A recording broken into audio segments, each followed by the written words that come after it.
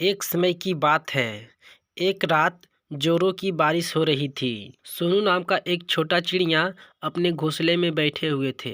उसकी माँ कहीं घूमने चली गई थी। तभी वहाँ एक जादूगर कबूतर आ पहुँचता है। उसे देखकर सोनू चिड़िया डर जाता है। तभी जादूगर कबूतर बोलता है, अरे डरो मत बेटा, मैं तुम्हें कुछ नहीं करूँगा। सुनो, मैं तुम्हें एक जादुई शक्ति देता हूँ। तुम जिस चीज को देखकर बोलोगे कि यह गायब हो जाए तो गायब हो जाएगा। इतना सुनकर सोनू चिड़िया खुश हो जाता है। फिर वह कबूतर उसको अपना शक्ति दे देता है और वहाँ से चला जाता है।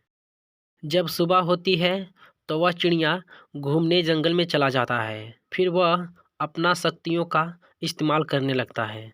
वह सोनू चिड़िया एक पेड़ के पास पहुंचता है।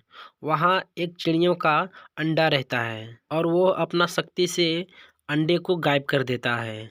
फिर वो वहां से चला जाता है और दूसरे पेड़ पर जा बैठता है। उस पेड़ पर भी चिड़िया का अंडा था, उसे भी वहां से गायब कर देता है। उसे अंडों को गायब करने में बहुत ही मज़ा आ रहा था और जंगल में घूम घूम कर इसी तरह सारे पंछियों का अंडा गायब करता हुआ उसे बहुत ही मज़ा आ रहा था और सारे पंछियों का अंडा गायब करता रहा।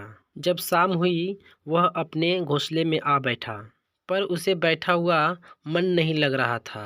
फिर वह सोचने लगता है कि क्यों ना मैं अपने घोंसले को ही गायब कर कर देखता हूँ। फिर वह अपने पेड़ पर से उड़कर दूसरे पेड़ पर जा बैठता है। फिर सोनू चिड़िया वहाँ से अपना जादू करता है। तभी उस घोंसले में उसकी माँ आकर बैठ जाती है। फिर क्या, उस घोंसले के साथ साथ उसकी माँ भी गायब हो जाती है। फिर सोनू चिड़िया रोने लगता है और अपने किए हुए गलती पर पछतावा आने लगता है। तभी वहाँ पर जादूगर कबूतर आ पहुँचता है। फिर उससे बोलता है, अरे रोवो मत बेटा, मैं तुम्हारी माँ को वापस ला सकता हूँ, लेकिन तुम्हारी माँ को लाने के बाद मैं अपनी जादू वापस ले लूँगा।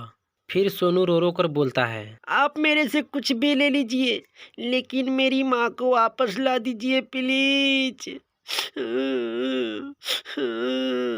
फिर वह जादूगर उसकी माँ को वापस ला देता है।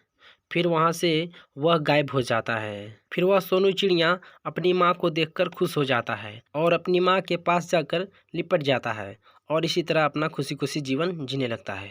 तो दोस्तों, कैसी लगी हमारी कहानी कमेंट बॉक्स में ज़रूर बताइएगा और हमारे चैनल को सब्सक्राइब कर दीजिएगा।